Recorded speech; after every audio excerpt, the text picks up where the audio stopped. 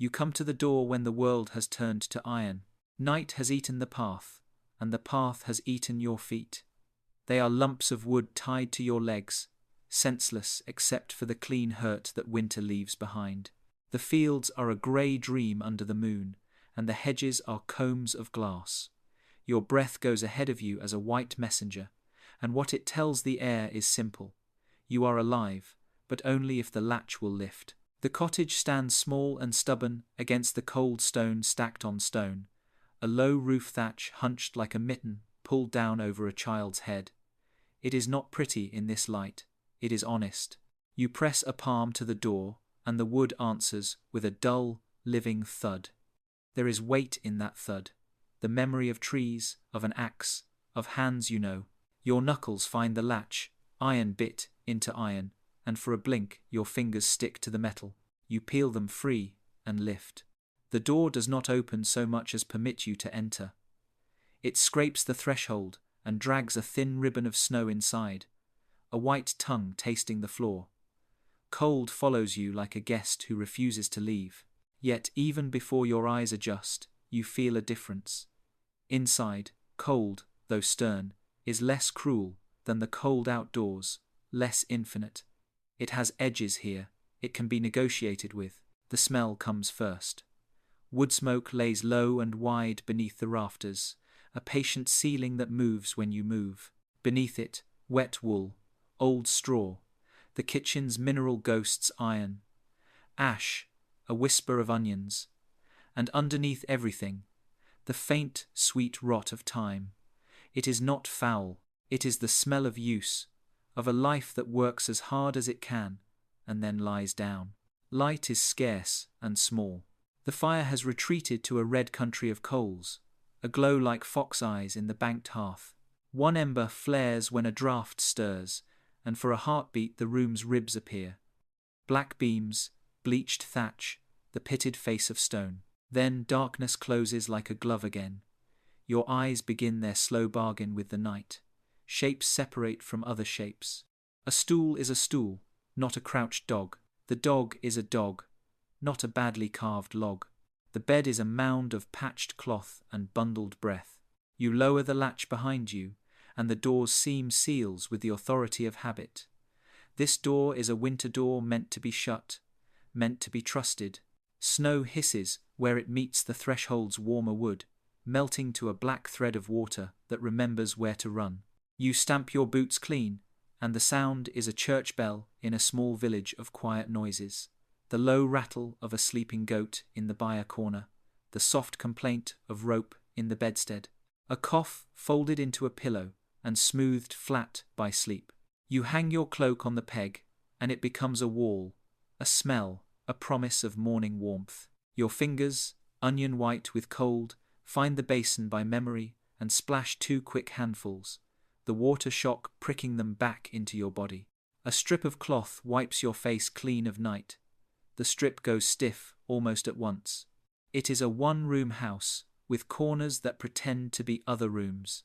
By the door, the tools that earned the meal, ranked like sober men, the billhook with its half-moon smile, the hoe, mud frozen to its beard, the broom bound up from birch twigs.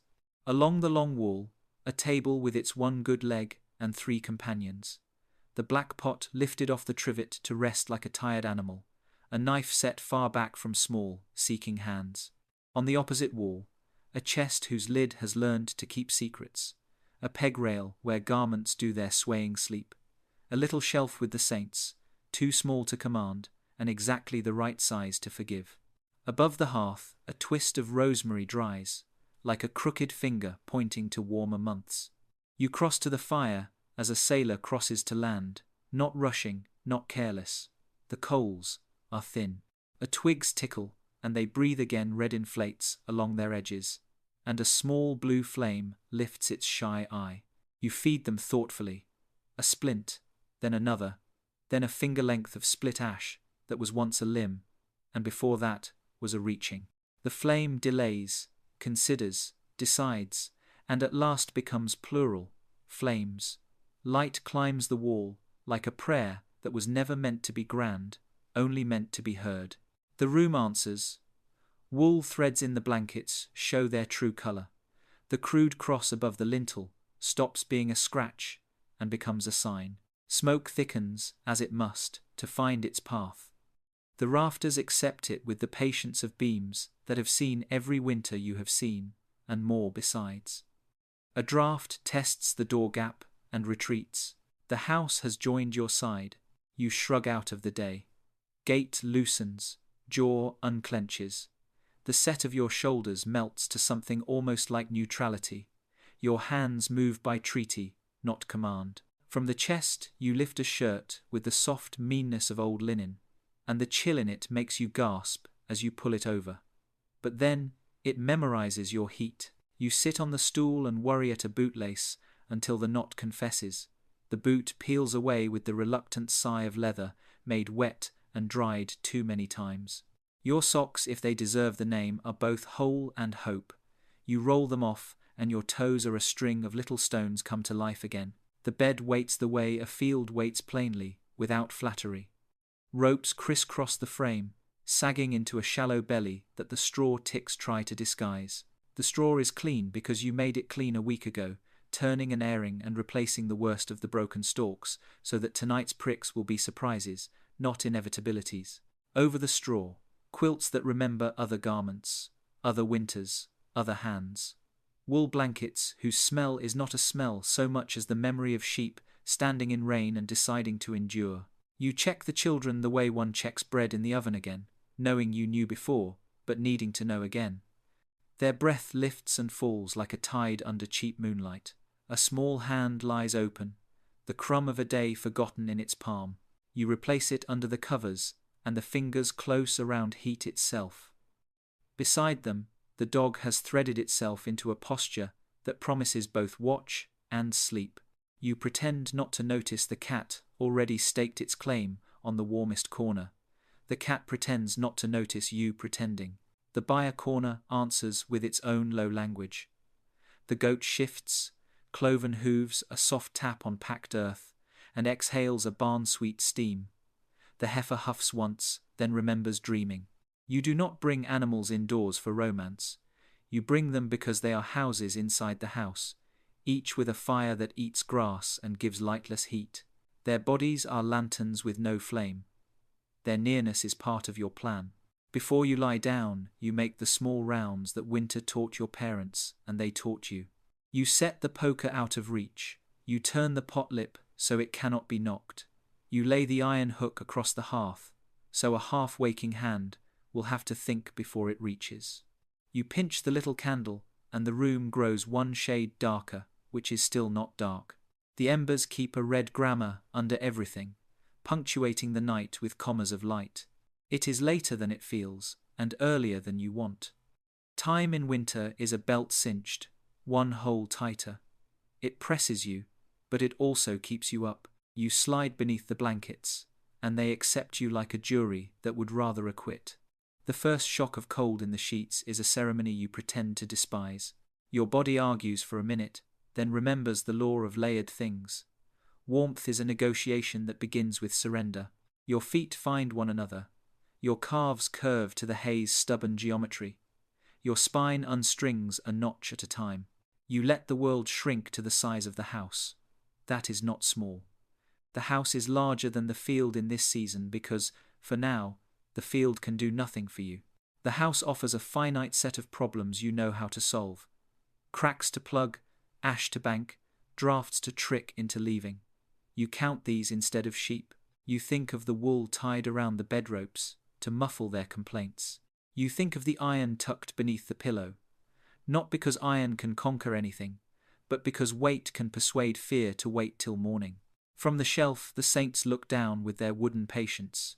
You give them their portion, a sign traced in the air where the chill makes it visible just long enough to be believed, a word that is not elegant but is true. You name the names you always name, some living only in the way names live.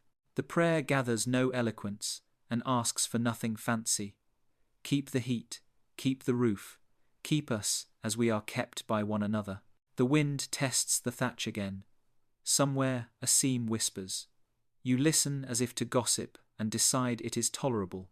The bed will not need dragging tonight. You have dragged it other nights, the snow-purple nights, when a leak learns your name but not this one. This one, the draft chooses to be a visitor, not a thief. Your eyes fall heavier, and the room simplifies to its essential four: the red of the coals, the black of the beams, the low grey smoke, the breathing you share with everything that shares the house with you. The dog dreams and spends a cheaper bark to buy a dearer silence. A coal splits soft applause and settles. The goat does not wake. Your own breath makes the smallest cloud, and then the cloud disappears, as if taught manners by the saints. You do not think about freezing to death. You think about staying warm enough to sleep, and sleeping long enough to wake, and waking early enough to bend your back before the frost bends it for you. The difference between those thoughts and the ones you could have thought is a difference of inches, measured by doors that close, and blankets that remember, and fires that consent to be coaxed. You know those inches. You have lived your whole life inside them. The last thing you feel before you go under is not heat. Heat is a conversation that will continue without you, but weight. The weight of the covers, the roof, the season, the promises you made to children who sleep without knowing that promises are the only coin that buys tomorrow. The weight is not cruel. It is the hand of the world steadying your shoulder, saying, "Lie still, we will keep watch together." Sleep begins the way dawn begins, slowly and then all at once.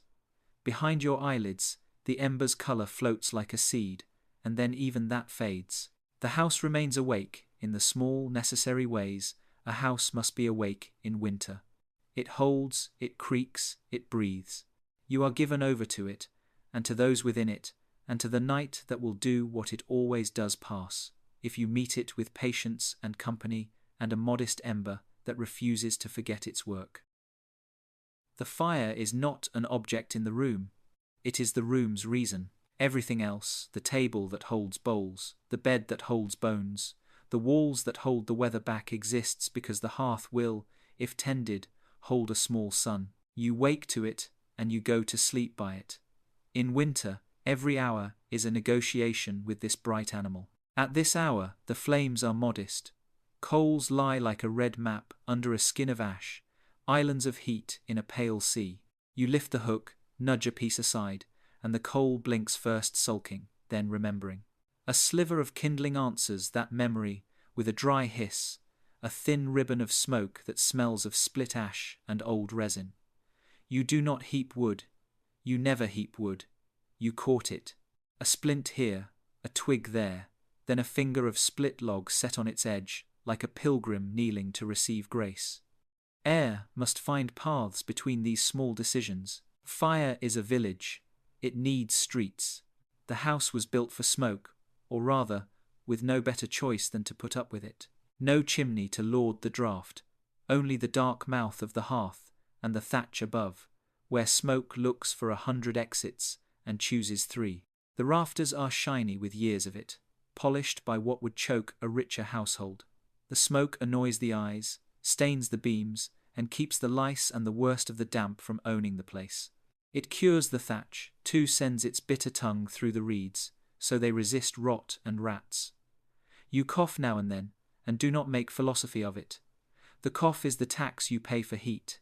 You banked the fire last night because night is a thief if you leave the door open. Before lying down, you pulled ash over the coals like a blanket. Ash is the hearth's memory, cold enough to protect, warm enough to nurse a red heart till morning. Now you part that grey, slow blanket with the poker and expose the coal's soft raw, the way a mother opens a cradle with her fingertip. Breath, spark, a little twist of straw.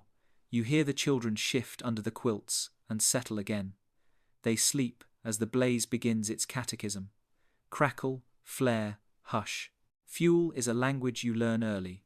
Oak holds the sermon, ash holds the hymn. Hazel is quick as a child.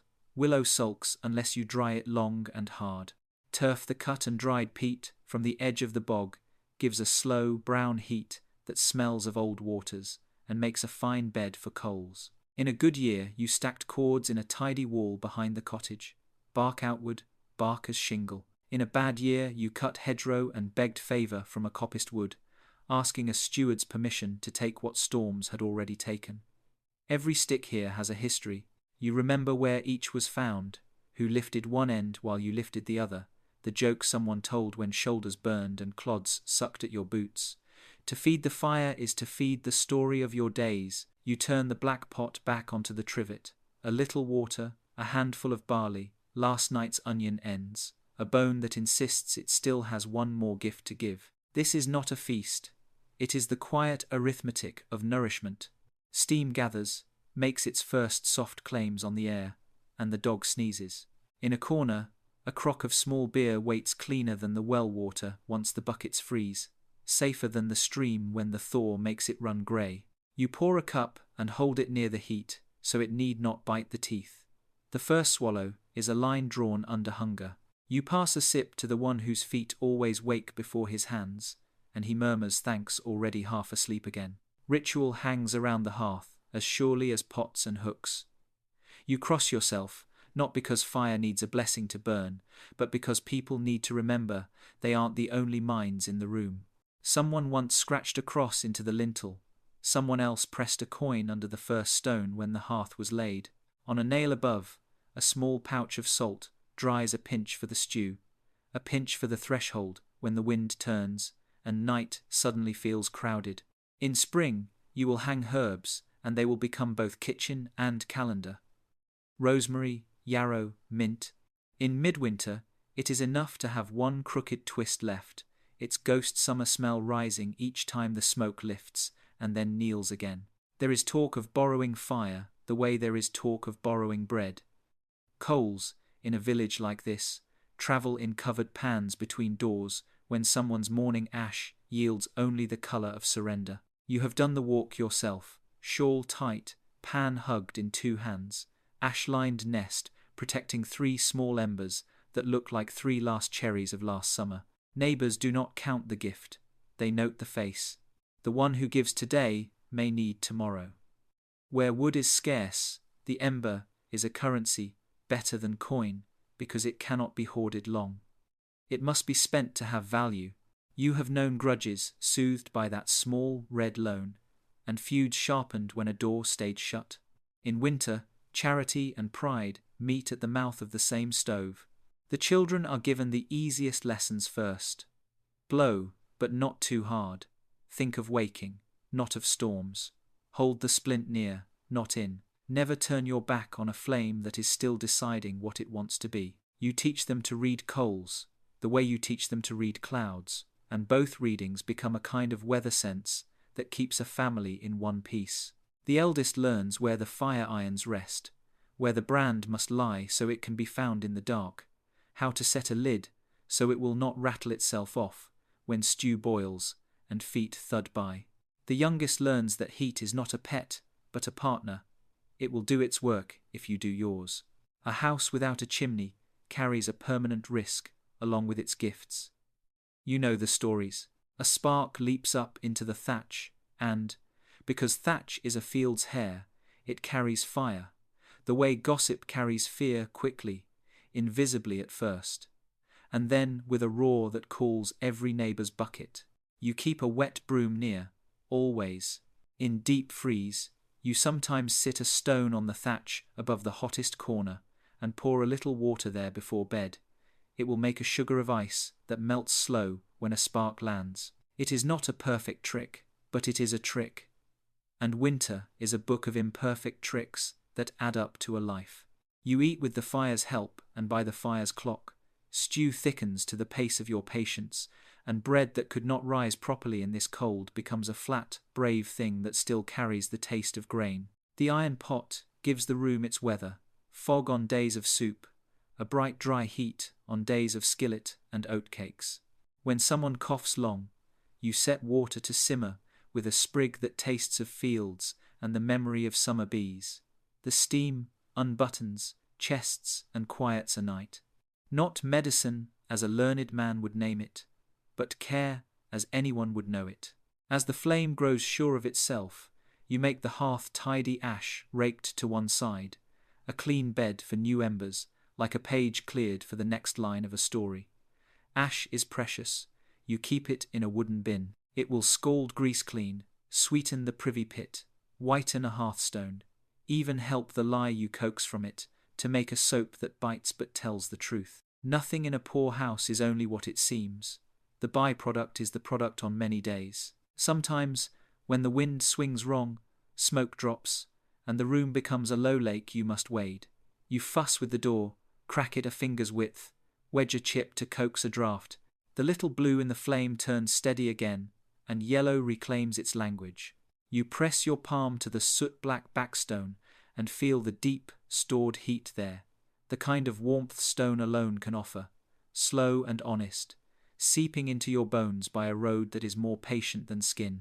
Conversation gathers of its own accord when the hearth behaves. The old tell winter stories that are less about fear than about the art of naming it. They speak of years when wood was so wet you could wring it, and still it would sulk and spit. Of the great freeze when people slept in their day clothes and woke to find a white fern growing along the bedstead. They laugh at dangers, because laughing is a way of measuring them. Children lean in, cheeks bright, eyes remembering details that will become their own future authority. How many sticks? How much ash? Which way to point the kettle's lip, so nobody scolds a foot when a dog rushes by? When the stew has offered what it can and bowls are scraped clean, you pull the pot aside, set a flat stone near the coals, and place tomorrow's brand in its place, half in ash, half in heat, like a promise with its seal half pressed. You lay a thick stick not on the blaze but near its shoulder, where it will think all night about becoming tomorrow's first certainty. The room eases from mealtime to watchtime. Flames shorten, the red map widens again, and the house's heartbeat drops to the night tempo. You sit a while longer, back to the bed, face to the glow. Hands open themselves to what warmth remains, and tell you, in their own language, that work is done for now. Outside, the yard has become a white ear that hears fox and snow together. Inside, the goat sighs once and is still. You draw the poker through the ash with a quiet care, covering bright islands until only 2 or 3 survive, as stars do enough to tell travelers where they are, enough to be found again at dawn. Then you do the smallest, most human thing. You thank the fire out loud, not with ceremony, but with the same brief word you use when someone passes you a cup.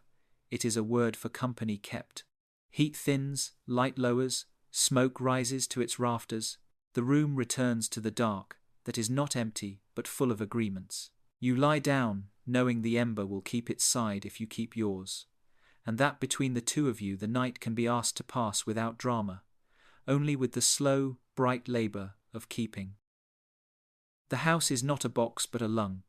You feel it most when the wind leans its shoulder to the valley, and the thatch answers with a low, calm shiver that travels beam to beam like a message. The roof inhales smoke and exhales damp. The walls drink the day and return it in small sips of warmth after dark.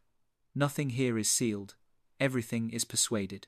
By morning's ember light, the bones of the roof show their logic. Oak principles, dark as old tea, half-notched and pegged, tie-beams, like patient arms, keeping the walls from remembering their separate quarrels with the earth. Between them, a web of lighter rafters and battens that hold the thatch the way a net holds a catch, not by force, but by many small obediences. The thatch itself is a field reimagined reed, where a river gives you reed, straw, where the harvest left its glittering hair, heather and heath in the hard places. You see the work in it, bundles laid butt down, course on course, each stitch with a spar of split hazel pushed in like a fishbone, fastening the living hair to the scalp of the house. Seen from within, the thatch is a sky of ends and roots, a dark blonde ceiling that sifts the world's cruelties down into tolerable inconveniences. Snow arrives as silence, rain as 1,000 private conversations that never quite become a row. Thatch leaks, the way an aging body leaks, not often, and not with malice. A brown thread appears down a rafter. You move the bed an inch, the leak loses heart. You do not rage at it any more than you rage at winter itself. This arrangement is older than your impatience. Smoke braids the rafters and writes its slow black gloss on everything high. That gloss is a kind of blessing. It hardens reed against rot, turns spiderwebs into chart lines, tells moths and weevils that this is a church they would not enjoy. Soot remembers every meal you have swallowed and every branch you have burned. The roof holds your biography in chemistry. When the sun finds the thatch from the east, a thin sweetness lifts smoke, straw, old summer, so faint you wonder if you invented it to steady yourself. There is no true chimney, only a mind of draughts. The fire teaches you the house's moods. Open the door a hand's breadth, and the flame forgets its manners. Wedge the latch with a splinter, and it becomes a gentleman again. A hole in the gable was once plugged, and then reopened, and then half-plugged, in answer to wind that changed names across the years. You keep a square of oiled cloth for the worst weather, to tack where the smoke sulks and the room drowns. Nothing is final. In such houses, the truth is a hinge. Outside, the thatch is stitched against birds, and the greedy weather, with a crown of netting where you can afford it, and with faith where you cannot. Starling and sparrow make tempting treaties with loose straw, but the smoke's tar turns their beaks thoughtful. In spring, you climb with a basket of pebbles, and press them where wind has lifted a cheek of the roof. In autumn, you run your palm along the eaves, to feel for thin places, and push fresh bundles into any that confess. The thatch is not a hat, it is hair, and hair needs tending. Walls in winter learn a second job. In summer, they keep the world out. In winter, they keep the day in. Each stone is a shoulder that met another shoulder and agreed to stand. The lower courses are old and round from fields. The upper wear the younger quarried faces, cut by a man whose mallet knew the music of frost. Mortar here is lime, where lime can be begged or bought. Clay where lime is a rumour. You press a thumb to the joints.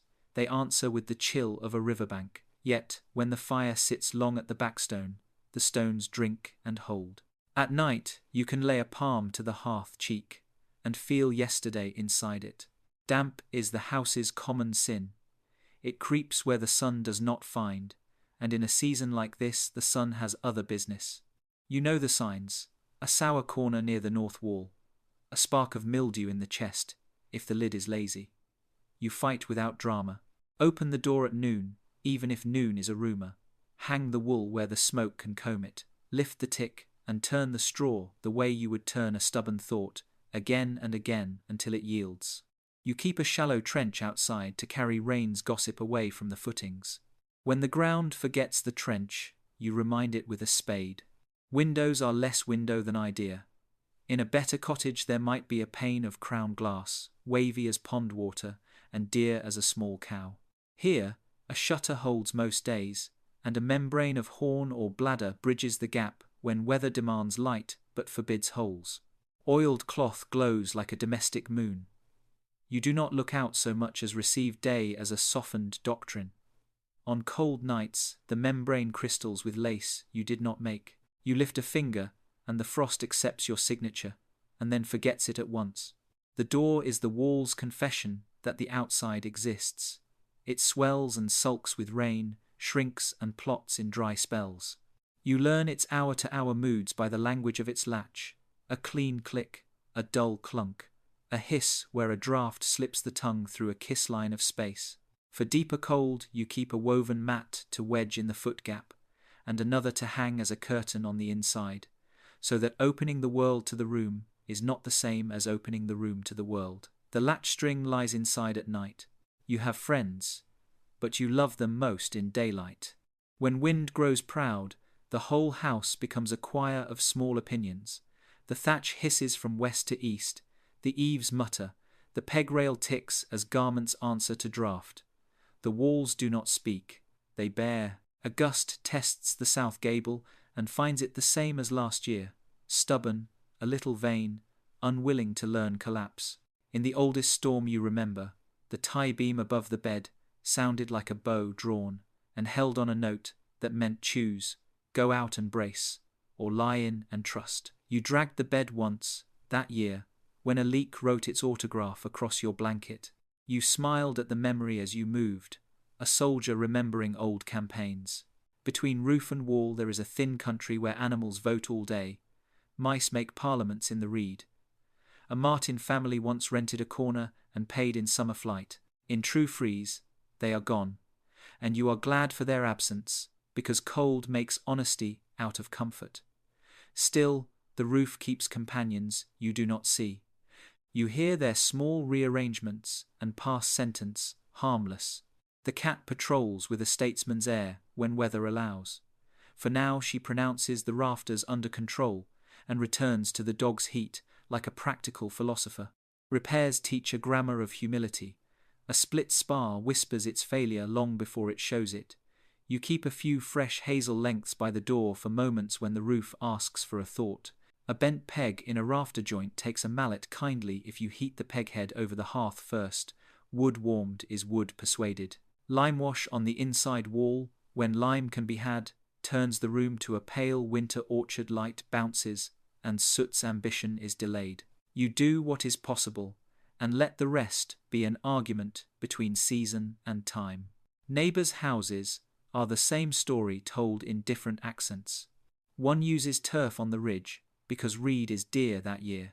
Another laces the whole roof with willow spars in a diamond net that looks like lace when frost comes. You borrow tricks the way you borrow fire. A woman up the lane swears by a thin mat of bracken under the first course of thatch to deny damp its preferred staircase. A man down the slope chocks his eaves with sheep's wool in the coldest month and says he sleeps like a saint. You try both in cautious doses and keep the one that respects your house's temper. The house breathes through the floor as well. Packed earth is a stubborn friend, cold to the hand, loyal to the foot. In deep winter you scatter clean straw or rush across it, the room's meadow, to lift damp and give the day a smell better than stone. The rush is a calendar. When it sours, the month has turned. You sweep, you replace. You tell yourself that the sound the broom makes, the hush-hush under the rafters, is a cheerful sound, not a confession of endlessness. When night returns, and in this season it returns, often, the roof resumes its old office of letting heat go slow.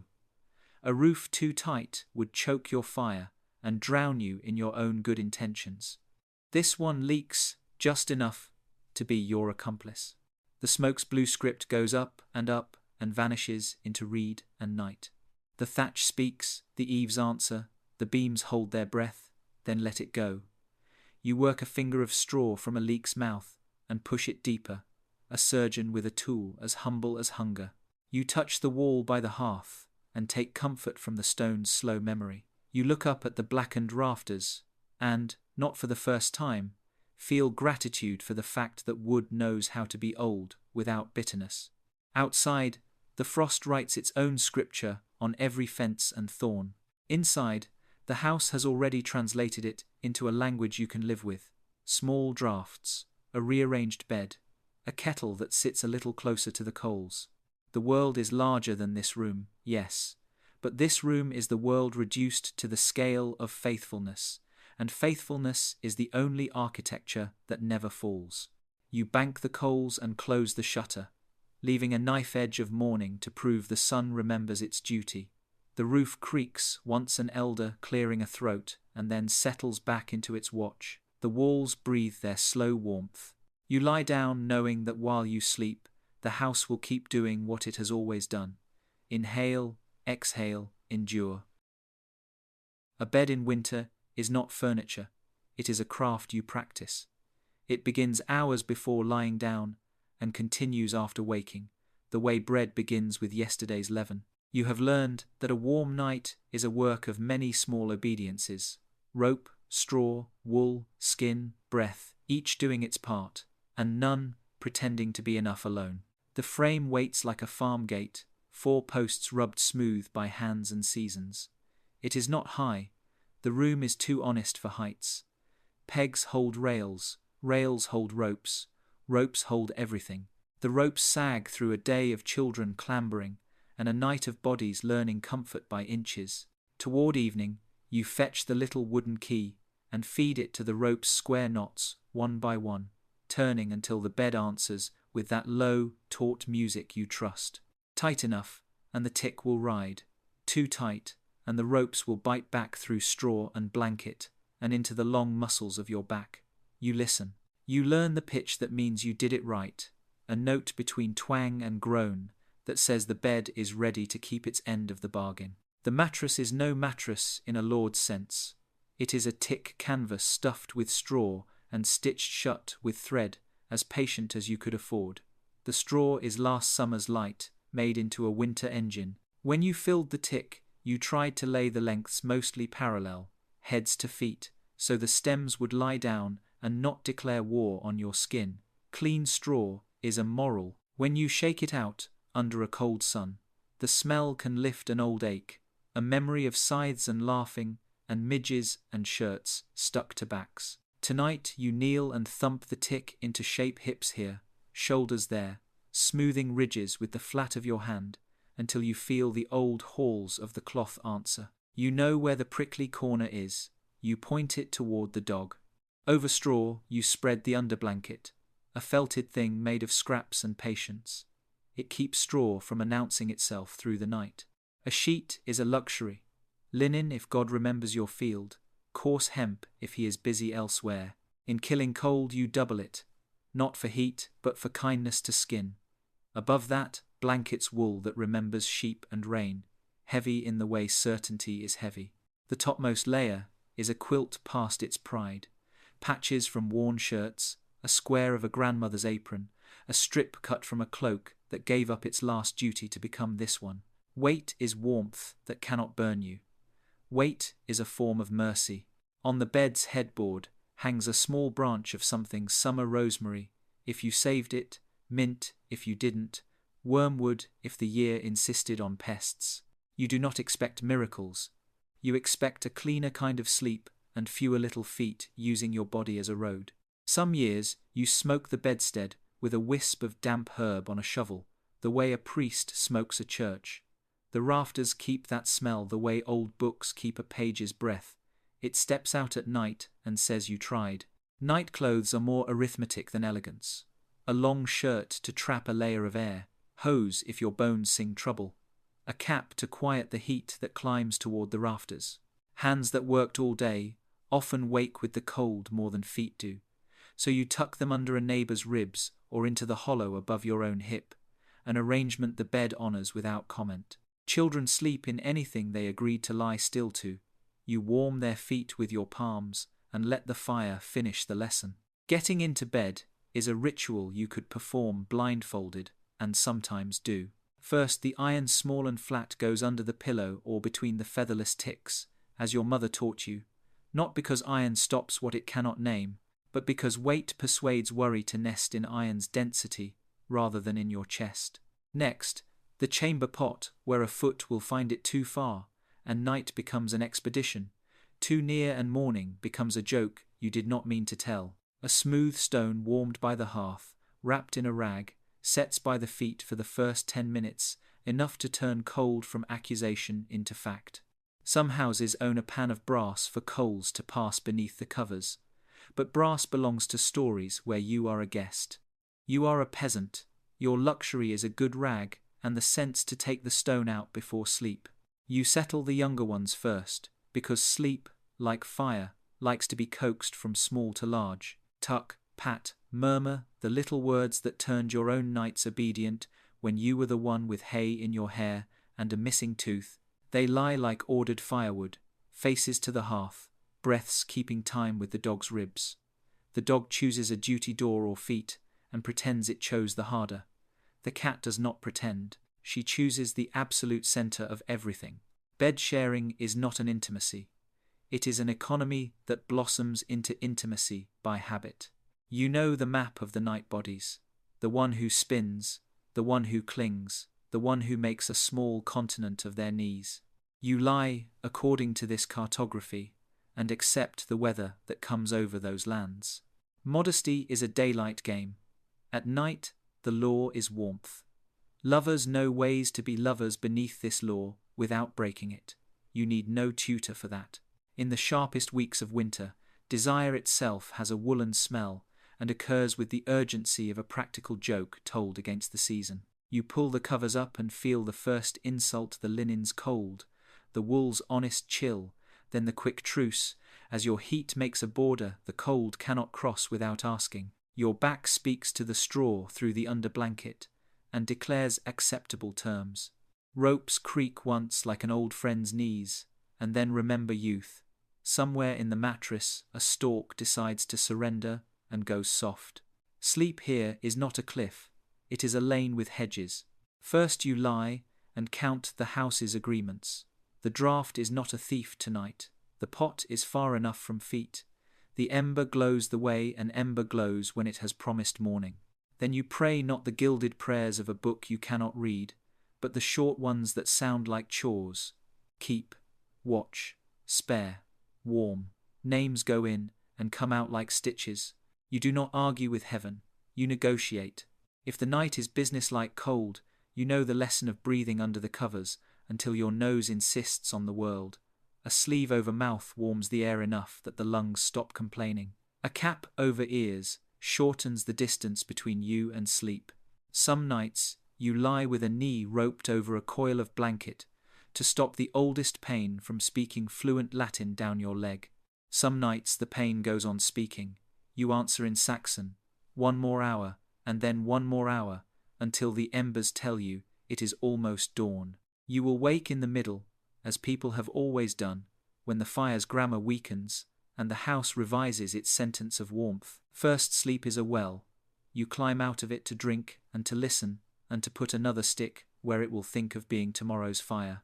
You will lie back down for the second sleep, with a new story folded in your head like a hot stone. But that is later. Now you are learning the bed's present language. The bed teaches you how bodies make weather.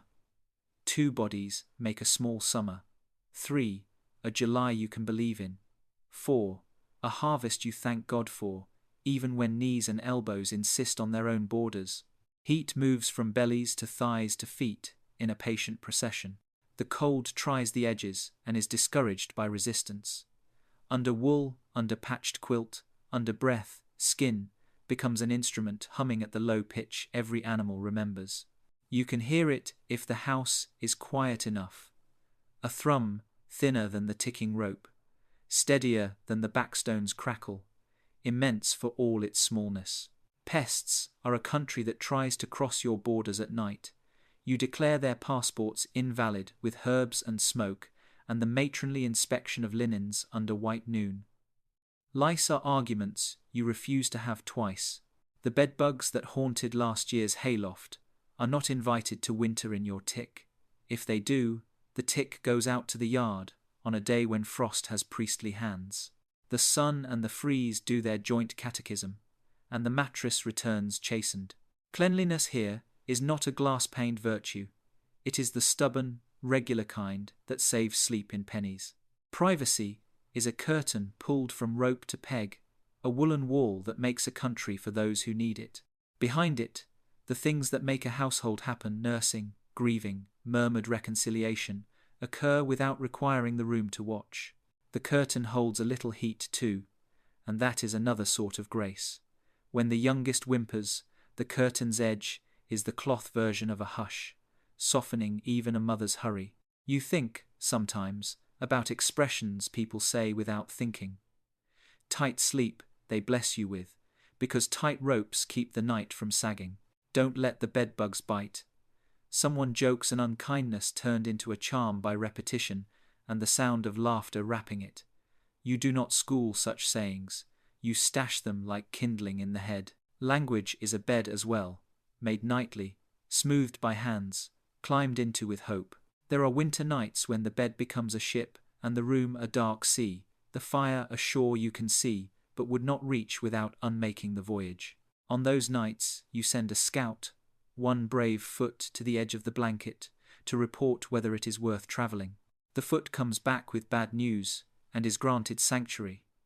Morning can be asked to come here instead.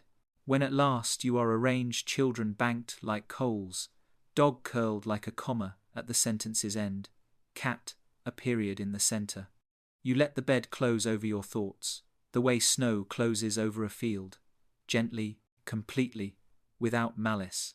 Your last check is the rope's tune. You pluck it with one finger, and it answers with the note you tuned for. The tick breathes once, twice. Your shoulders hand you to the straw. A small draught licks your cheek and chooses not to stay. You do not imagine luxury. You imagine continuity. You imagine waking to find that the covers are still covers, and the roof is still roof, and the small iron under your pillow has kept the dark's most foolish ideas trapped in metal. You imagine turning the straw next week and feeling it concede that life can be made better by hands. You imagine one more winter outlived by the shape of this bed, and the nape of the person whose breath forgives the cold its best attempts.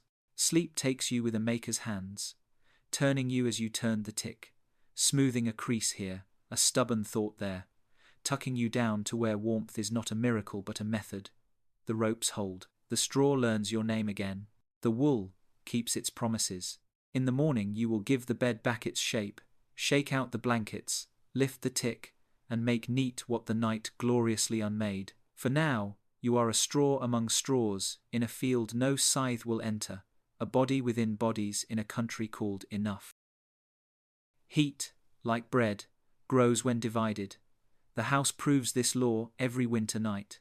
You lie under quilts, not as one body but as many human, and not laced together by breath, by habit, by an understanding older than your surname. Warmth is the work of a village, shrunk to a room. The animals keep their side of the treaty first. In the byre corner the heifer makes a low, satisfied thunder in her chest, cud, and moonlight working in turn. Her body is a furnace that eats hay and gives back weather. A cow is winter's best arithmetic. Grass in, heat out, milk as interest. When she lies, the floor around her turns from brute cold to something a foot can bear. Steam rises from her nostrils, and the air accepts it like a hymn you can't quite hum but know is true. The goat is a smaller son, pricklier in nature and temperament, forever surprised that a world so clearly made for goats requires even minimal obedience from them. She curls to a neat comma, hooves tucked, the smell of her a sharp green memory in a season that barely remembers colour.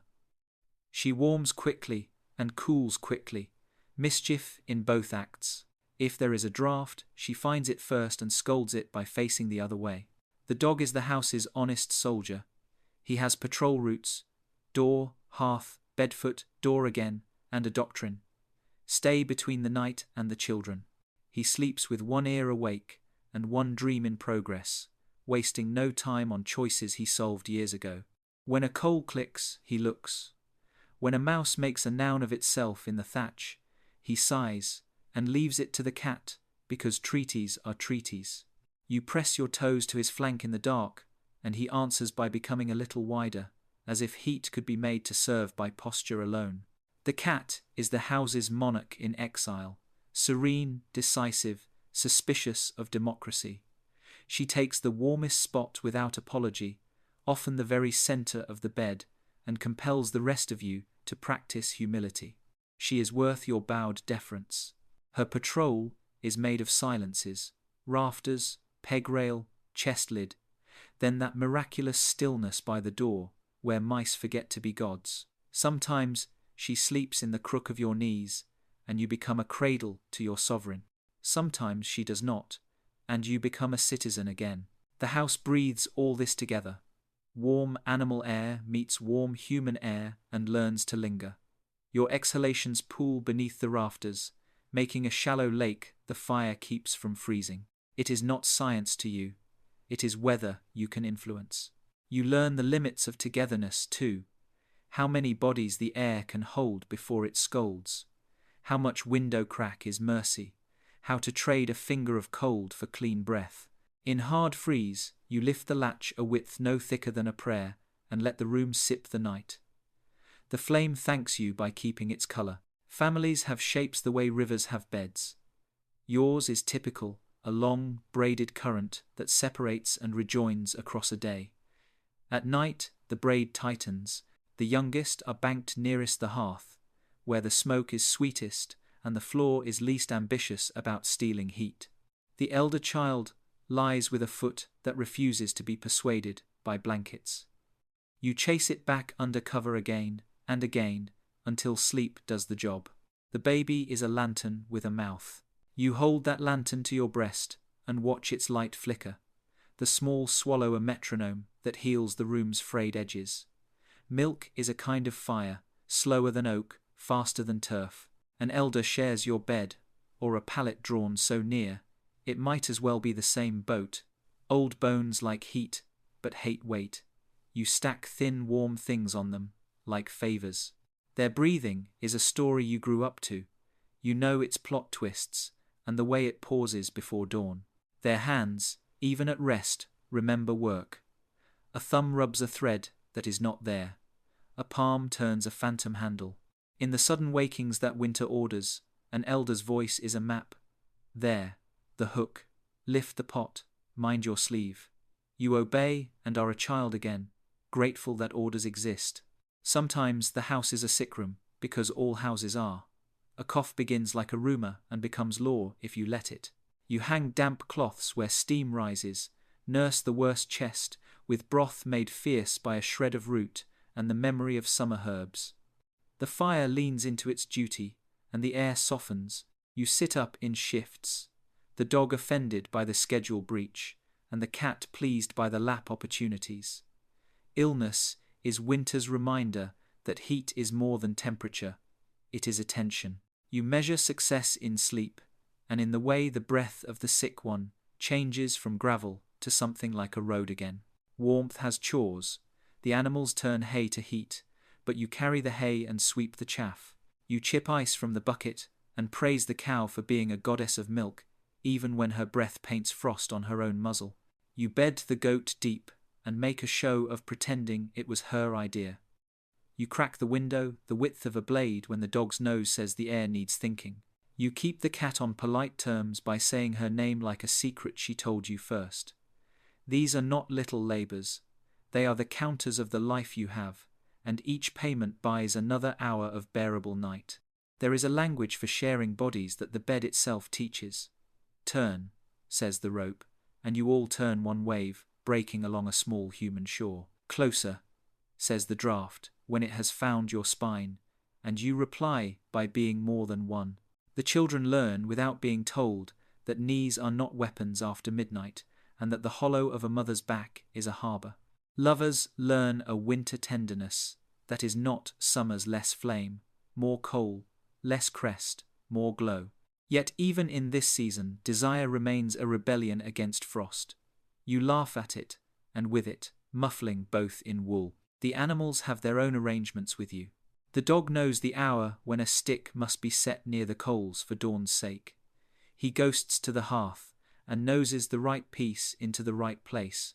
Not in the fire, never that, but near enough to be thinking. The cat wakes and walks you in a circle back to bed if you stray too long after a midnight piss, as if night were a pasture and you a sheep inclined to foolishness. The goat wakes to drink, and in that small slosh your ear finds reassurance. The bucket was not knocked, the floor will be kind at dawn. The heifer stands, shifts, folds her furnace legs again. The house adjusts its belts. Neighbours' houses practice the same art in different accents. A widow keeps hens behind a wattled partition, warm, feathery coins she counts by touch. A couple with no livestock trade sleep space for a neighbour's dog when deep freeze bites. An arrangement all four adults approve. A big family keeps a pig long into snow and swears it is less work than a woodpile. The village is a scattered constellation of small suns, each proving the same theorem: heat is a commons. In the worst storm, doors open without talk, and bodies gather around whatever flame behaves. You have eaten stew from bowls not your own, then left embers in a covered pan like a thank you note. You know there are people who sleep alone by design or bad luck. Their faces tell winter differently. You have done a night or two like that when work took you far or pride took you aside. The bed then is honest and not kind. It asks for more fuel, more discipline, more bargaining with the door and the shutter. Your body becomes too much a boundary and not enough a bridge. Waking from that kind of sleep makes a person loud with relief or quiet with pride. Either way, you return to the room of many and feel the truth like bread in your hand. The night shrinks when we refuse to. Stories like quilts are heavier when layered. Around the hearth you make and mend them. A child asks if the cow dreams. You say yes of summer, and the cow proves you right by sighing. Someone wants to know where mice go when the river freezes. The cat smiles without moving. A neighbor swears he saw a fox pray at the hedgerow. You grant the fox the benefit of liturgy. Laughter warms quickly and cools slowly. You tuck it under the blankets with the rest of your hoarded good. Sometimes the house stages a debate, and you are the court. A coal pops and freckles a blanket. The dog thumps approval of your quick slap. The baby claims a breast that is not on offer. Comedy is born and dies with dignity. The goat gnaws a rope end she shouldn't. The eldest sits up, scolds, ties it off again. Order returns, not stern, just agreed upon. Winter's music is made of such small negotiations, every measure ending on a note you can sleep to. Before second sleep, you make the rounds as if you were a lighthouse in wool. The embers are banked to a red country. The pot's lip points away from clumsy feet. The iron hook lies across the hearth like a sentence that keeps a child from walking into grammar too hot to handle. You lay a hand on the heifer's shoulder, thank her for being summer on four legs. You brush the goat's ridge with your fingertips and let her pretend it was her idea. You stroke the dog between the ears and feel the way muscles answer duty with joy. You touch the cat only with your eyes, which is the touch she respects most. Then you lie down and resume the shape the bed expects. One among, not one apart. The room resumes its low, busy breathing. Heat moves in circuits you can name. A draught walks the floor and decides against mischief.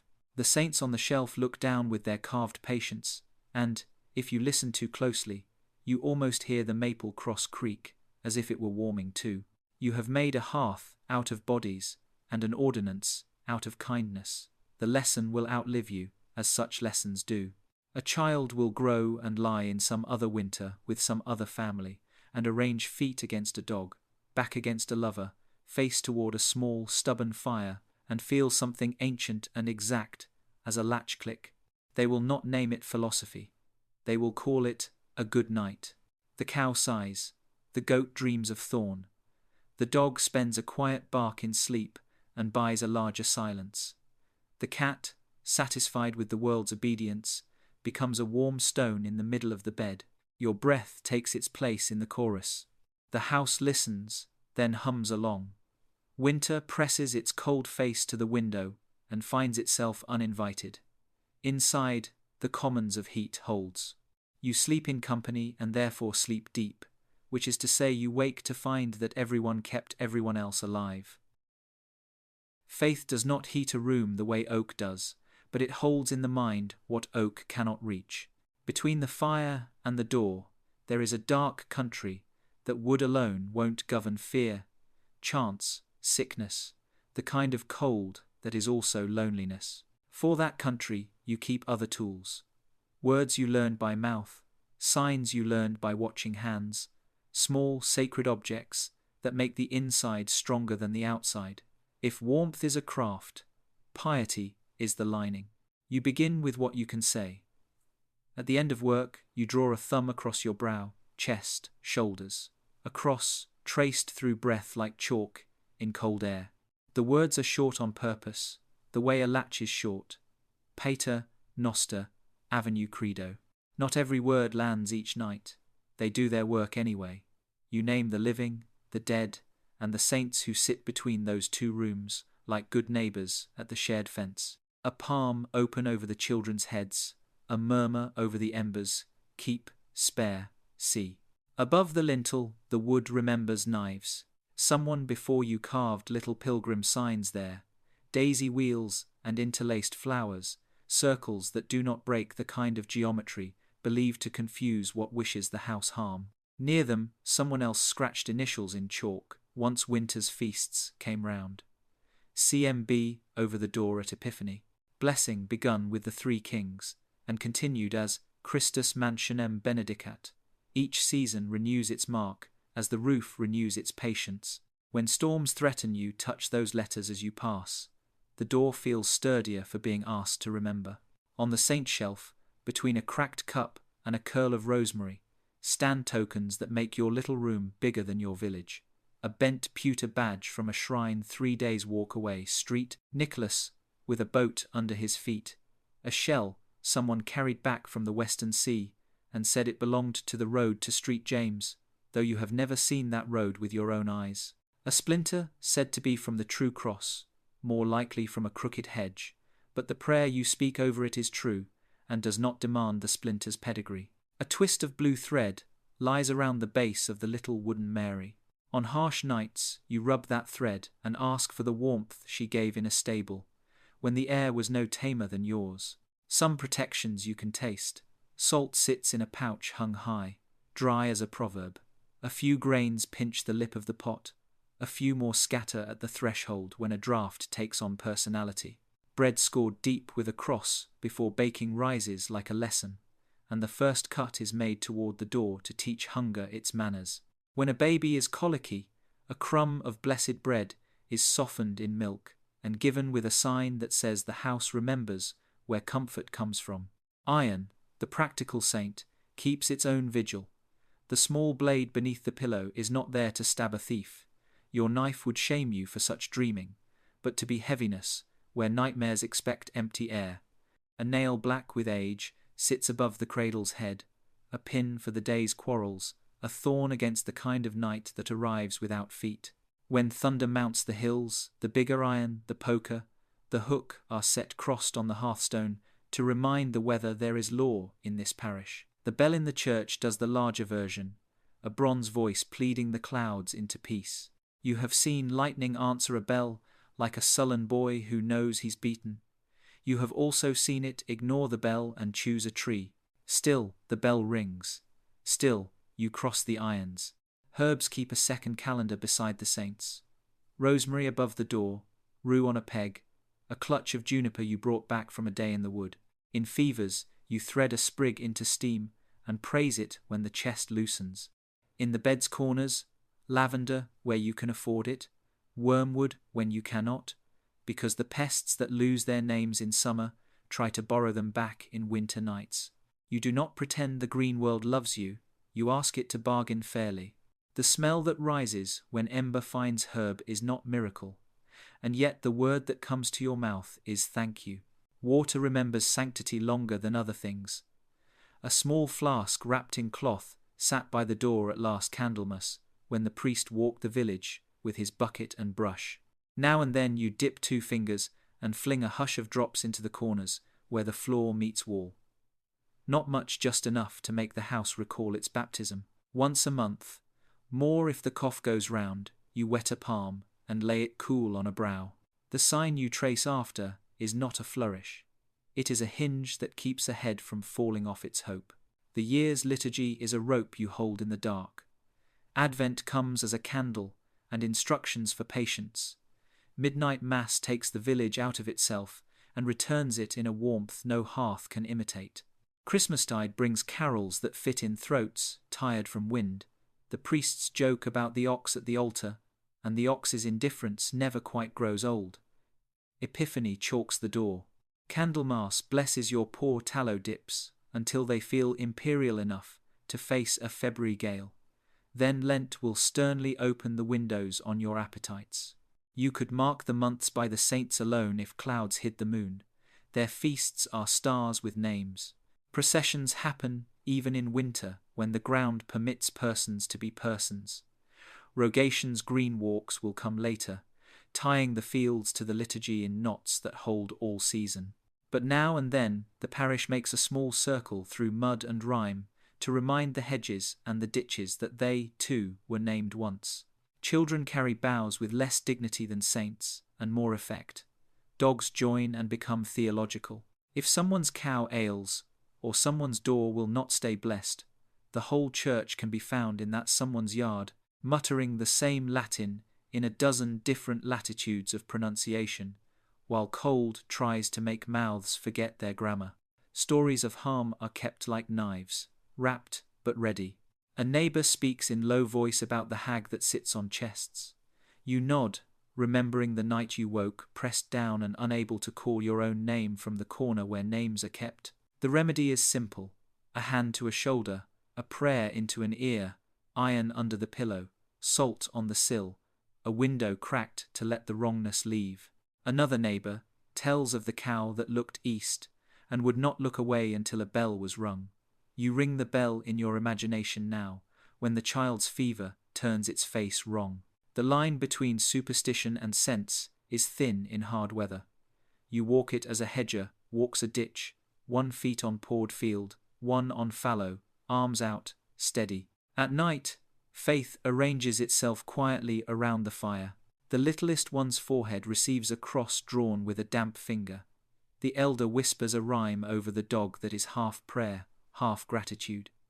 Your partner says the names of those far away, including the 2 who are not anywhere you can visit. Tears are permitted in winter because water is rare and must be accounted for. The saints on the shelf are poor carvings, but they have a way of listening that does not embarrass you. When you are embarrassed, you speak to the beam instead. It has heard worse from the wind. You keep some things out because you must. The door's latch string is drawn inside at night. So are certain stories. What roams the lanes after curfew will have to wait for market day boasting to be believed. You do not bring the worst rumors home. Houses have thin skins in frost, and words can chill. If someone must whisper, the whisper happens by the ash pit, where heat has finished its work, and the ground is not listening. Sometimes faith is not story or sign but posture. You kneel on packed earth, and the earth receives you like an old aunt who has argued with you all your life and still insists on kissing both cheeks. Knees know what the head forgets, that lowering warms. Back bowed over embers, you learn again that humility is a stance fires understand. When the gust shakes the thatch shoutless, you make your shoulders small so the roof can feel bigger. It is a foolish thought, but winter has seen worse foolishness than an adult trying to be kind to a building. In the hardest weeks, you barter belief with the night. You promise a candle at the lady's altar if the fever breaks. You promise a day's fasting if the cow calves well. You promise to hold your tongue with that neighbor if the wind will go easy on the ridge. Some of these vows you keep, some you remake in better words. Most you redeem not with coin, but with changed behavior. Heaven is not a steward, it cannot be bribed, but you can be improved by the attempt. As sleep gathers, the room is threaded with low devotions. A thumb rubs beads not strung on a rosary, but on habit. 5 calls and 5 answerings, the simple kind. Feet are covered, the iron is set, the saints are squared on their shelf, so their faces look where you want watch kept. Someone snuffs the candle, and the flame curls down on itself like a thing taught manners, then breath opens the night again. Ash breathes too, red under grey. You lay a hand toward it, without touching, and feel that law older than your roof, the law of things that never rest entirely. Outside the door the cold waits with tedious zeal. It is not a demon, only a thorough clerk of a season, and that is worse for morale. You do not waste theology on it. You answer with the liturgy of small right acts: prayer, herb, iron, salt, kindness to the living, memory for the dead, the door's bar dropped into its keep, the ember banked like a clause that will complete itself at dawn. Faith, in such a house, is not the opposite of fear. It is the companion that keeps fear from becoming lord of the room. You turn toward sleep, and the shelf above the hearth turns into constellations. Mary, a little moon, Nicholas, a harbour light, the poor pilgrim badge, a star with a dent in it. Between them and you is air that has been blessed by breath all evening. Between you and the door is a wall that has been coached by signs all year. The cold beyond will keep its appointment. It is punctual. When it arrives, it will find you already affiliated with saints, with neighbours, with the old grammar of surviving. The door will listen to the latch's memory. The iron will keep its place. The ember will glow like a friend who refuses to leave, and the words you spoke will sit on your chest like a second quilt, light, but enough. Night has its own alphabet, and you learn to read it nose first. Before the door was barred, you could smell the world beyond it. iron-cold air, nettles asleep under frost, the clean, chalky rumour of snow. Now the house writes over that script with its intimate hand. Smoke afraid to be sky, wool that remembers rain, straw carrying the ghost of August, a dog's warm breath seasoned with dreams. None of it is fancy. All of it is true. The room's odour is a ledger of decisions, which wood burned, which stew fed, which bodies shared heat, which herbs were spared for the cough instead of the pot. You can tell whether the goat is content without looking. Contentment has a sweet, grassy vowel. You can tell whether the heifer needs turning. Worry smells a little sour, like dough that wants a warmer shelf. Smoke is the sovereign scent, and you are its loyal opposition. It does what it pleases, which is sometimes exactly what you want. You wage a patient politics door, cracked the width of a finger, a pan shifted a thumb's breadth, a log rolled from stubborn to cooperative. When smoke behaves, it becomes incense for the unlettered, hallowing beams with a slow black shine that tells moth and mildew to go court somewhere else. When it misbehaves, eyes water and voices grow short. Still, even then, smoke is a domestic storm you know how to name and ride. In a great gust, the thatch mutters and the room's blue deepens. Then the flame remembers its manners, and the air returns to its evening grammar. Wool has its own weather. You smell lanolin when you pull the blanket higher, and the scent answers back with the memory of backs bent under rain. It is a stout smell, an argument for patience. The quilt answers with another dialect soap, when there was enough ash to make it, and enough time to borrow the neighbour's pot. Sun, when there was enough sky to spare the linen. The sheet, if you have one, smells of storage and decision, of a chest that learned secrecy from the wall. Together, these fabrics make a geography your skin knows better than your tongue. You could map your nights by smell and not be wrong. Sound is the house's second scripture. The ember's small applause as a coal splits, the rope's low hum when a sleeper rolls, and the bed remembers its work. The kettle's soft, syllabic talk as it thinks about steam. From the byre corner, the heifer's tidal lungs. From the peg rail, a tuneless little ticking, where a garment's wooden peg remembers sap. The dog's dream bark never a full coin, always small change buys a larger silence. The cat's purr is a hidden engine. You feel it more than hear it, the way you feel the river under winter when you stand on the bridge, and the planks tell you the news by vibration alone. Between sounds there is the kind of quiet that is not absence, but presence under a different name. The roof holds a long vowel, the walls keep a consonant. The floor, packed earth and rush, knows how to end a sentence properly. Even the smoke has a sound if you listen with your mouth shut, a soft knitting in the air, a hand stitch joining dark to darker. You would think silence is empty, like a bowl before bread goes in. It isn't. Silence is a full larder you respect by not pouring through it with clumsy hands. The saints on the shelf are specialists in this. Their wooden faces are an apprenticeship in how to hear what isn't loud. Your own body contributes to the choir. Skin rustles linen, hair crackles where cap meets braid, bones click, small and unashamed. A child sighs the same sound. Exactly, they made as a newborn when milk solved everything. An elder lets out the kind of breath that turns fear into a smaller dog. Somewhere in the bed, desire shifts its weight like an animal deciding whether to rise. Winter teaches that appetite can be quiet and still be true. Warmth approves, the rope does not mind. Smell and sound meet in story, the third sense of the night. Tell a tale by daylight, and you must compete with work. Tell it by firelight, and the room does half the telling. The flame lifts its eyebrows at your pauses. The smoke raises its hand when you need an ending. You begin, not with dragons, there is enough winter already, but with the honest beasts and smaller wonders your audience can prove by touch. The milk that went blue, and the bell that cured it. The fox that prayed, the man who borrowed embers and paid in bread. In these stories the world is not a theatre for heroes, it is a parish of competent creatures who make do and make right. Children are recording angels with dirt under their nails. They memorize your mistakes for later correction and your successes for later bragging. When you say the river froze the year of the 3 comets, a small face appears out of blankets to ask if comets are cows. You consider explaining. You don't. Yes. You lie, and the room rewards you with laughter that moves the air like bellows. The elder adds a detail about the shoemaker who saw his breath turn to fish and tried to catch it in a net of thread. It is nonsense of the most faithful kind, stitched from the day's vocabulary into a garment warm enough for night. Sometimes the story is not funny. Sometimes it is a listing of names and debts and the odd mercy that changed a chronicle into a witness.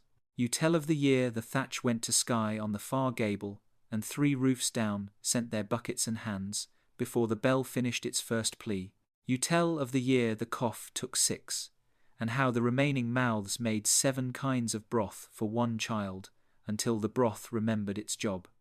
The room listens, even the goat, chewing sleep, seems to soften her jaw. Memory has a smell, ash and onion, mostly, but also a brightness, as if a page turned in a book you don't own. The winter nose dispatches news without asking eyes to be brave. A sudden rankness near the door says the meat needs moving. A hot copper note in the air says the iron is too near the infant's reach. A sour at the bedfoot says a child dreamed too hard, and someone must change the rag. You move as if the house has a map, and it does. Yours. The body is a steward doing rounds, closing small leaks of sense and sense-making. Outside, the cold writes its loud script on the world. Sometimes you hear it trees gossiping in stiff tongues, snow hissing when it meets a warm stone's limit, the owl asking his impossible question and the hedge refusing to answer. Those sounds arrive inside changed, softened to stories you can use. Wind argues with the ridge. The ridge replies in creaks. Your roof peacemakes, letting a little go, holding most. If a leak begins its confession down a rafter, your ears learn the difference between a harmless syllable and a sentence that will force the bed to walk. You keep a bucket ready, the way a priest keeps a book. Taste makes its cameo without asking permission. A spoon pulled from the pot tells you whether morning will be peace or politics. A sip of small beer reminds you that safety can be made in barrels. A piece of crust, salted and held in the mouth, like a vow, recalls that hunger is a negotiator, not a king. In a bad week, a pinch of ash on the tongue cures a certain stubborn fear. Bitter, yes, but bitter is a real flavor, and real flavors comfort. Touch is the last and most insistent grammar. Coarse linen is a law. Wool is a treaty. Straw is a collection of opinions, many of them good. The bed's rope, under your palm, reports on the night's progress without bragging. The ticks, shifting humors, agree to cradle when asked nicely. A child's heel finds your calf and signs a pact. The dog's ribs under your toes submit a petition for more closeness, and are granted. The cat's fur under your hand is a sovereign's tax. Pay cheerfully or be fined tomorrow with disdain.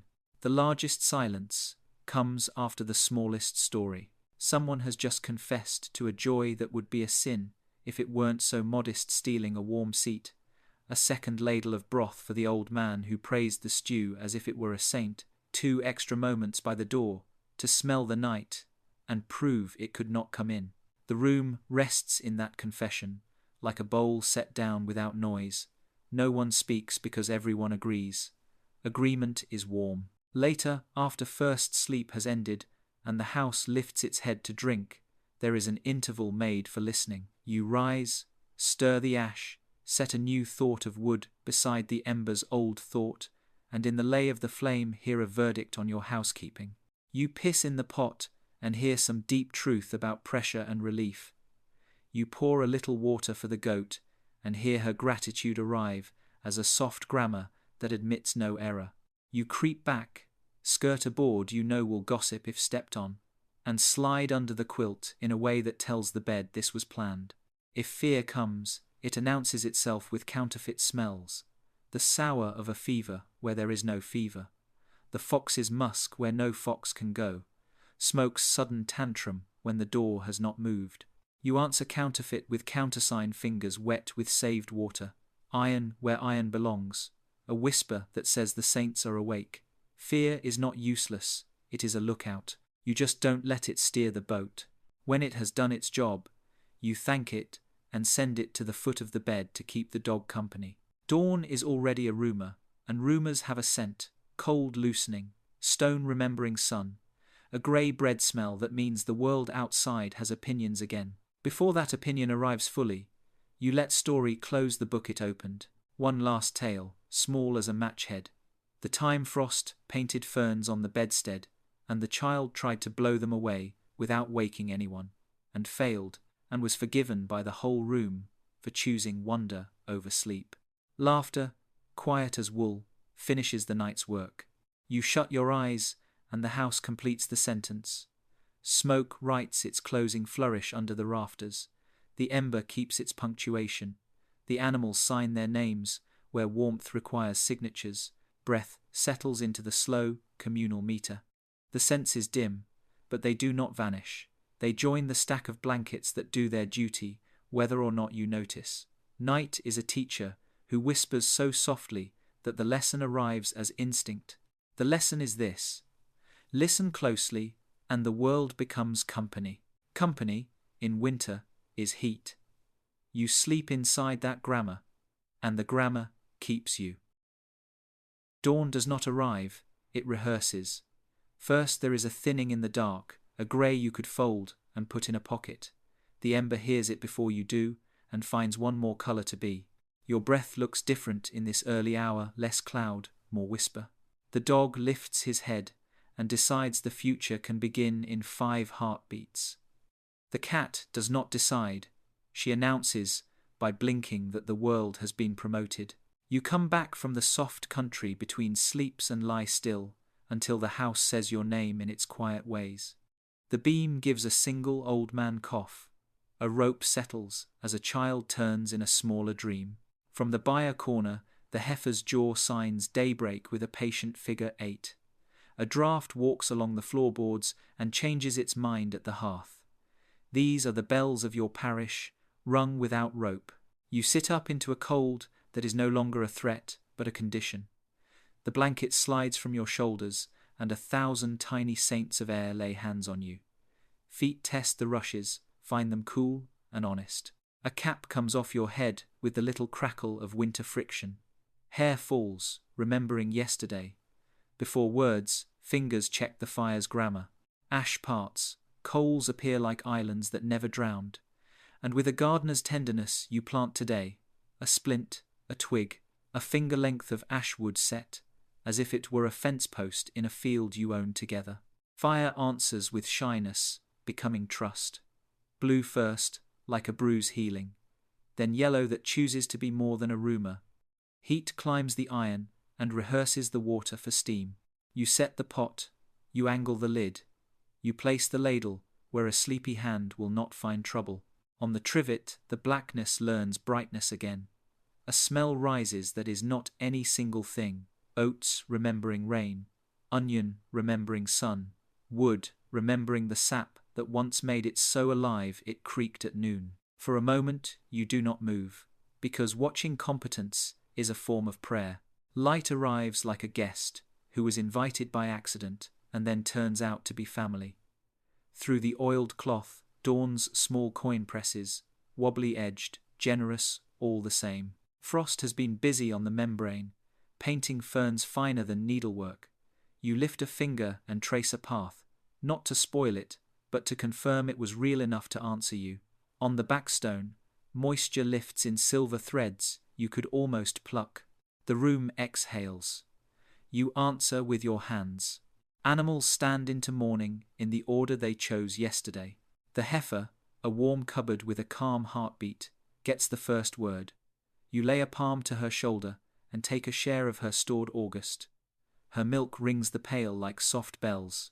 The goat complains for the sake of theatre and then submits for the sake of breakfast.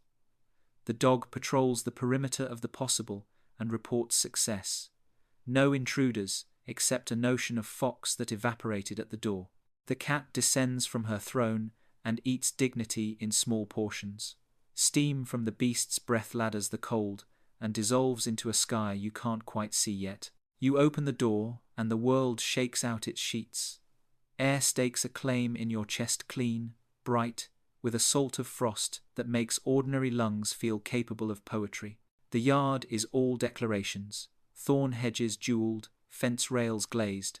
The bucket a drum with a skin of ice, you crack with a knuckle and feel briefly a night. Field and lane have become a single white thought. Far off, a rook writes his name in a sentence of sky, and the sentence agrees. It is a stingy light, but you are not ungenerous. You share it with the inside. The door stands open, the width of good manners. Smoke confirms its appetite for upward. Draught confirms its willingness to be governed. You bring a bench into the new day, and knock last night's ash from it the way a mother knocks sleep from a linen. There is a rightness to the broom's song on cold floor. Hush, hush, a sound that tidies more than dust. Breakfast is not lavish, it is solvent. Oats bloom into porridge under your watch. A thin slice of yesterday's loaf learns the art of brown by the fire's shoulder. Fat hisses a syllable, then behaves. You cut toward the door as your mother taught you, and the cross on the crust is not magic, but memory. A pinch of salt, a spoon's worth of saved drippings. Winter's wealth, humble and exact. The first taste is proof that night can be made to end with more than a shrug. Children sit before they are awake, bowls in hand like small moons. The elder has hair that will not agree with any plan. The younger has a mouth that asks and eats at the same time. You blow on the spoon and feel the domestic power of that breath, warmth transferred, hazard removed. The old woman takes her share with the economy of someone who has seen years where the pot told worse news. Your companion's eyes meet yours across steam, and the quorum is met. We are here, we are many, the day will not start alone. Outside, the village resumes its sentences. A door answers a door. Somewhere a hen objects, and then lays the argument aside in a nest. A far bell announces nothing holy, and therefore everything holy turning, lifting, the first cart complaining toward the lane. You hear a cough you could name at 20 paces. That neighbour's, the one who swears soot, is a sacrament. Smoke threads rise from roofs in polite competition. Even the river, if you listen, is talking again under its shell of glass, muttering, but willing. You step into chores that are also liturgy. Ash to the ash heap, fine and careful. Embers persuaded into neatness. Water brought and set where it will remember warmth. Rushes gathered from the room's meadow, and replaced so that souls meet a kinder earth. Linen shaken, tick lifted on its side, so the straw can show its secrets and be forgiven them. The little iron returns to its place with the clean clack of an idea that has not failed. The saints on the shelf are dusted with a respectful cloth. Even a carve that once was a stick deserves to see the day without a veil. The bed becomes field again, wrinkled, generous, in need of tending. You shake blankets in the doorway and watch sunlight find the lanolin and call it gold. Sheets, if you have them, flap like flags of a small, hopeful country. The tick you thump and smooth, and promise to turn tomorrow, if knees allow. You tuck the rope's tail and hum its note. It answers, tuned for evening already, an instrument leaning in its corner until the next performance. You look up, and the roof is a book you can read by daylight. The gloss the smoke wrote there is language now. Years of suppers, years of songs, years of storms, talked down by calm hands. A spar needs love, hazel will do. A ridge wants a pocket of turf refreshed, where wind had an opinion. The eaves hold a bead of frozen dew that will be gone by the time you fetch bracken. None of it despairs you. Maintenance is not penance. It is participation. You were never meant to be only the tenant of your shelter. You are its partner, and partnership is warmed by mornings exactly like this one. Small mercies stack. Someone returned the borrowed pan yesterday and left 2 apples shriveled but brave on the sill. You will make them into a scheme for sweetness later. The dog finds a stick the exact shape of joy and brings it to the threshold, where politics declare it an outdoor citizen. The cat discovers the sunspot on the chest lid and forgives the rest of the world. The heifer flicks her ear at a fly that does not exist and makes a music of hide and winter and patience. You remember, because morning is for remembering without hurt, the other winters and the ways they taught you their unsentimental kindness. The year the well rope frayed, and you learned the sailor's knot. The year a leak walked from one rafter to the next like a pilgrim, and you followed with tin and prayer until spring absolved you. The year the cough took a voice you loved and left you with a quilt that has never failed. Memory, in dawnlight, is not a storm. It is a shelf with bowls you reach for when the recipe asks. Breakfast finishes. Bowls are rinsed with hot water that smells faintly of wood and work. You tip a scrap to the dog because treaties require ceremony. You place a smaller scrap near the cat because monarchies require tribute. The children are sent to capture daylight with buckets and chores. Their boots write new words in the frost, and their laughter edits those words into something readable. The old woman settles by the hearth with a bone needle and a plan. The fire approves by making the iron glow the color of persistence. What remains is to say thank you without fuss. You lay a small chunk of wood near the coals for later, an IOU the fire always honors. You touch the door's lintel where chalk once spelled blessing and will again. You press a palm to the wall by the backstone and feel last night leaving slowly, politely, like a guest who cannot take his leave without praising the host. You straighten the saint shelf not because heaven tilts, but because you can. Outside, the sun finally chooses a side and throws a white gold scarf across the field. The lane remembers its ruts. Somewhere, a man tests an axe edge with his thumb and decides the woodpile will live another day. A woman hangs linen that will freeze first and dry later, both processes serving the clean. Children shout a census of birds. The village walks back into itself. You stand in the doorway a moment longer, between the theory of warmth and its practice.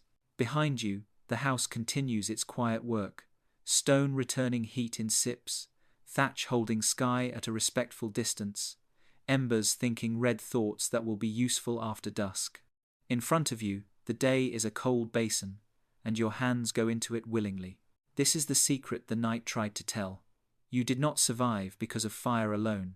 You survived because warmth is a commons built from breath and bodies, and small, repeated choices made with care. You bar the door back to half, and the latch answers like a yes.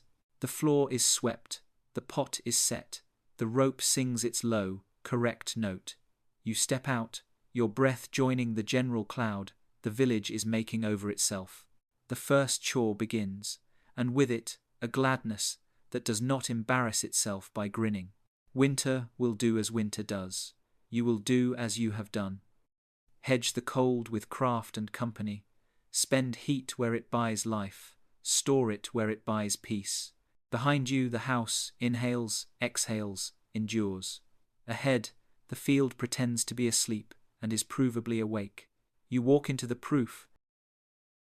You've just walked through another forgotten corner of the past, not the world of kings or saints, but the quieter country where most of humanity has always lived. The small rooms, the muddy fields, the faith that bends but doesn't break. These are the places where history truly breathes. Here at Poor Historian, we don't chase the noise of glory.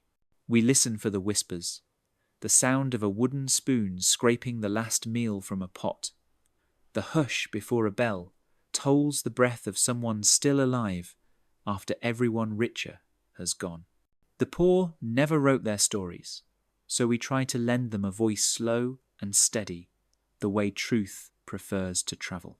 If you've stayed this long, perhaps something in those voices found you. Maybe you recognized a little of yourself in their endurance, the quiet act of getting up again, of doing the work that no one will ever sing about. That's what this channel exists for, to remind us that survival is not small, that dignity can live in the dirt, and that memory is the gentlest kind of rebellion. Take a moment before you go.